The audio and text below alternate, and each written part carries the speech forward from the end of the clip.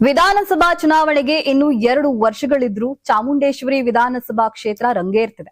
ಸಾಂಪ್ರದಾಯಿಕ ಮತಗಳನ್ನ ಹೊಂದಿರುವ ಜೆಡಿಎಸ್ನ ಭದ್ರಕೋಟೆ ಅಂತಾನೆ ಬಿಂಬಿತವಾಗಿರುವ ಚಾಮುಂಡೇಶ್ವರಿ ಕ್ಷೇತ್ರದ ಶಾಸಕ ಜಿಟಿ ದೇವೇಗೌಡರು ದಳಪತಿಗಳಿಗೆ ಮಾತ್ರ ಬಿಸಿ ತುಪ್ಪವಾಗಿ ಪರಿಣಮಿಸುತ್ತಿದ್ದಾರೆ. ಜೆಡಿಎಸ್ ಶಾಸಕರಾದರೂ ಜಿಟಿ ದೇವೇಗೌಡರು ಮಾತ್ರ ಪಕ್ಷದಿಂದ ಅಂತರ ಕಾಯ್ದುಕೊಂಡಿದ್ದಾರೆ. ಈಗಾಗಲೇ ಮುಂದಿನ ಚುನಾವಣೆಯಲ್ಲಿ ಚಾಮುಂಡೇಶ್ವರಿ ಕ್ಷೇತ್ರಕ್ಕೆ ಹೊಸ ಮುಖ ಪರಿಚಯಿಸುವ ಸುಳಿವನ್ನ ರಾಜ್ಯಾಧ್ಯಕ್ಷ ಎಚ್.ಡಿ. ಕುಮಾರಸ್ವಾಮಿ ನೀಡಿದ್ದಾರೆ. ಚಾಮುಂಡೇಶ್ವರಿ ಕ್ಷೇತ್ರದಲ್ಲಿ ಸ್ಪರ್ಧೆ ಮಾಡಲು ಘಟಾನುಘಟಿ ನಾಯಕರು ಇದ್ದಾರೆ ಎಂಬ ಕುಮಾರಸ್ವಾಮಿ ಅವರ ಹೇಳಿಕೆ ಮೈಸೂರು ಜೆಡಿಎಸ್ ರಾಜಕಾರಣದಲ್ಲಿ ಸಂಚಲನವನ್ನೇ ಸೃಷ್ಟಿಸಿದೆ.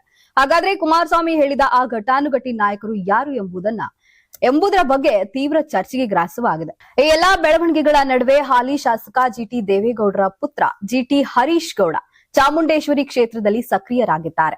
ಹುಟ್ಟುಹಬ್ಬದ ನೆಪದಲ್ಲಿ ಕ್ಷೇತ್ರದ ತುಂಬೆಲ್ಲ ಓಡಾಡುತ್ತಿರುವ ಹರೀಶ್ ಗೌಡ ಚುನಾವಣೆ ಪ್ರಚಾರದ ಕೆಲಸಗಳಂತೆ ಕೆಲಸ ಮಾಡ್ತಿದ್ದಾರೆ.